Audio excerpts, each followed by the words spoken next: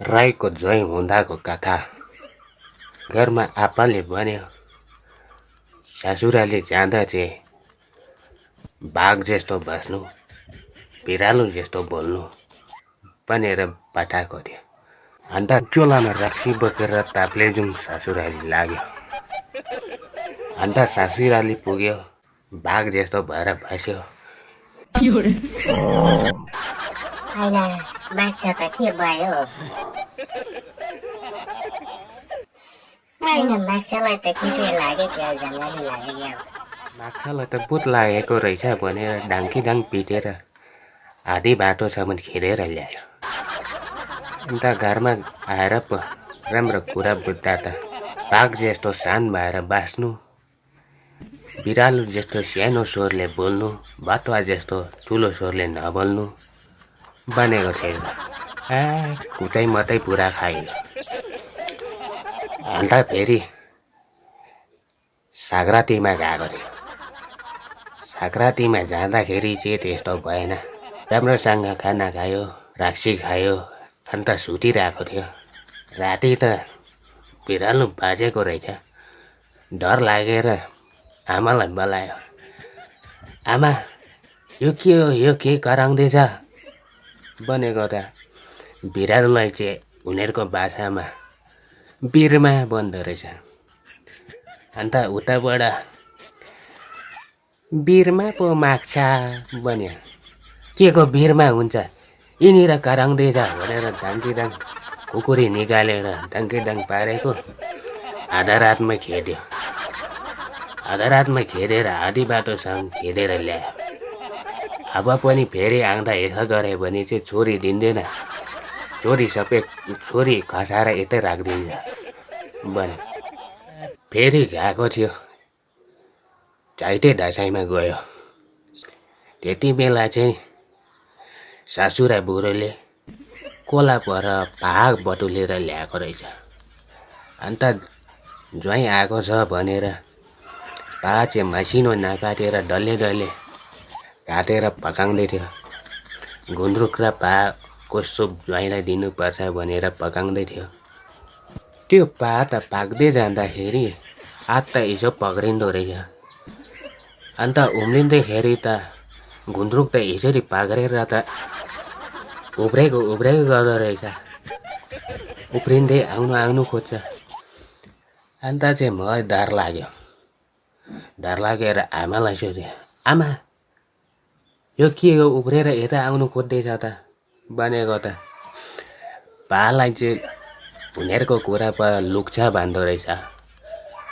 अन्त लुक्छ पो माग्छ भन्यो। के को लुक्छ, यता आउनु खोज्दैछ भनेर खुकुरी निकालेर चाहिँ बङ्गै हिर्कायो कराईमा। भात सबै छरेर गयो। कराई घप्टेर सासूको कम्मरदेखि मुनि सबै पिल्स्यो। सासूको त पिल्सिहाल्यो। ससुरा पनि छेउमा चुल्हाको छेउमा बसेको थियो। ससुराको पनि पिल्स्यो, अगाडि पनि पिल्सेको रहेछ, फेरि पिल्स्यो। अन्त ला सबै पिल्स्यो होला, म धबे लगाइदिन्छु भनेर हेर्नु खोजेको ससुरा त उब्री आएर पुग्यो। अन्त अलिक कम्ती कुट्ने थियो होला। अगाडि भात थुप्रो 20-25वटा देखेको थिएँ। अन्त बुइमा हेर्दा त अलिक कम्ती देख्यो। अन्त ला यो भात कता उफ्रेर कुरतिर पस्यो होला भनेर फेरि यसो सासूको लुगा यसो सारेको मात्रै थिएँ। ससुरा त आएर झन् उब्री कुट्यो। अलिक कम्ती कुट्ने थियो होला। कान्छा ससुरा पनि रक्सी खाँदै बसिरहेको थियो। उसको पनि पिल्सेछ। अन्त यसो हेर्दै थियो।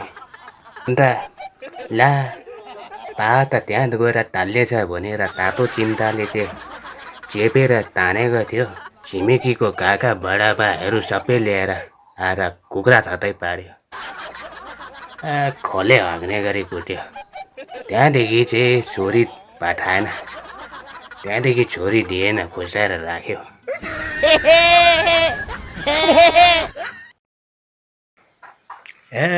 राईको जोइ हुँदा कुतै पुरा खाइयो। बरु पोतेको ज्वाइँ हुँदा चाहिँ दान कुट्ने हाग्लीको झाटारोले हिर्काउँथ्यो, मुस्लीले ठाटाउँथ्यो। राईको त रेला गरेको माग्छा भन्छ पकाइदिन्छ, जिस्केको माग्छा भन्छ पक्कै हिर्काउँछ। होइन माग्छालाई त फ्यालाङ किकले हिर्काएको त साइड किकले पो भेटेछ माग्छा भन्छ। कोही फेरि साइकलको चेन पो लिएर आउनु पर्यो भन्छ। अन्त ससुरा उब्री उब्री हिर्काउँछ, सासूले फेरि हेम्बरिङ किकले हिर्काउँछ। त्यो पनि कुर्ता सुरुवाल लाएर हिर्काएको बाटो हुने, लुङ्गी लाएर हेम्बरिङले हिर्काउँदा त गोमाहरू फेरि करातेले हिर्काउँछ। गङ्गुटे लौरोले पनि हिर्काउँदै गर्छ। अन्त कुतै खाँदै भए पनि यो तल्लो घरको काकी चाहिँ यताउता हिँड्दैछ अरे, सुनेको थियो र बनेको त।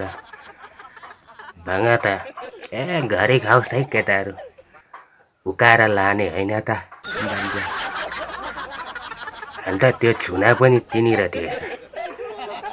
अन्त के भएको, या त अपिलो गनाउने खुइएको मुलाले मुखमै हिर्काइन्छ। अझै गनाउँछ। अन्त त्यो सम्झिँदै गनाउँछ। अन्त उतै खाँदा खाँदा खाँदा खाँदा आमन भयो। अन्त आल्सी पनि लाग्यो। यतै कुटेको छ उतै कुटेको छ, आल्सी लाग्यो। अन्त उहिले पोतेको ज्वाइँ हुँदा कुतै खाँदा त त्यस्तो भएन। दान कुट्ने हाग्लीको झाटारोले हिर्काउँथ्यो, मुस्लीले ठाटाउँथ्यो। अन्त बाग्नु पनि सजिलो हुन्थ्यो। यहाँ त अलिक मजा लागेन, छोरी पनि थिएन। अन्त खुट्टा छ भने जुत्ता जति पाउँछ अरे भनेको सुनेको थियो र आफ्नो खुट्टा चाहिँ बोकेर दुई हातले यसो पक्रेर निस्किँदै थियो, आउँदै थियो। निस्किँदै गर्दा त होइन माग्छा एकछिन पर्खिनुहोस् न, त्यो अस्तिको त्यो हामीलाई चया खुवाउँदाको हिसाब किताब पनि छ भने। अन्त त्यो चया खाएको त बिर्सेछ त्यति बेला जसँगै भयो। अन्त त्यो चया खुवाएको कथा चाहिँ हामी त सिधा मान्छे, हाम्रो यता गाउँमा छिमेकीले बाँसको तामा पकाएको थिएछ। अन्त मलाई त एकदम मिठो लाग्यो। साह्रै मिठो लागेर चाहिँ के को सब्जी हो भनेर सोधेको, चयाको बन्यो। अन्त यस्तो मिठो हुँदो रहेछ चयाको सब्जी। अब म पनि सासुराली गएर ससुरालाई खुवाउँछु भनेर चाहिँ सोचेर ससुराली गयो। गएर चाहिँ आज म चयाको सब्जी खाएर खुवाउँछु, चया काटिदिनु भनेर ससुरा बुढोलाई भन्यो। चयाको सब्जी त हुँदैन होला माग्छा भन्दै थियो। अपि हुन्छ, कस्तो मिठो हुन्छ। नुन खर्सानी तेल मसला लाएर पकाएपछि हेर्नु नै आफ्नो मिठलाई पनि नाति खाउँ जस्तो त्यस्तो मिठो हुन्छ भनेर चया काट्नु लायो। होइन हुँदैन होला माग्छा भन्दै थियो। अन्त मैले पकाउनु थाल्यो।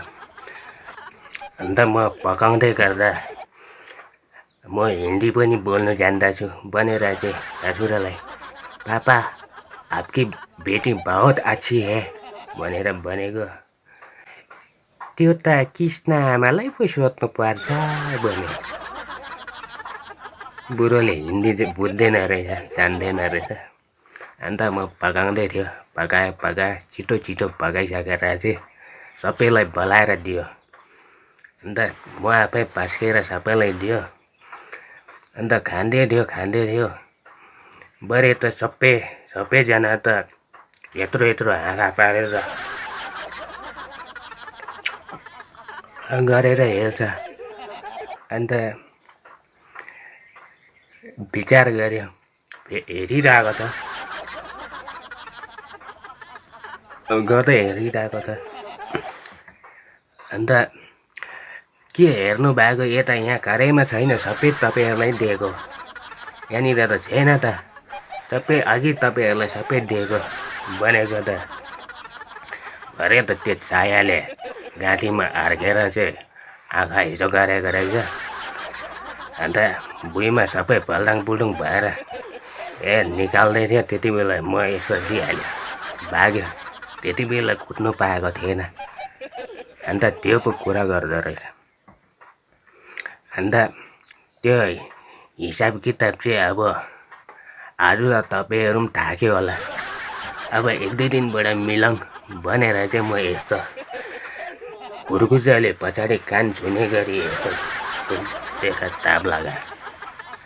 राईको जहीँ हुनु चाहिँ साह्रो रहेछ।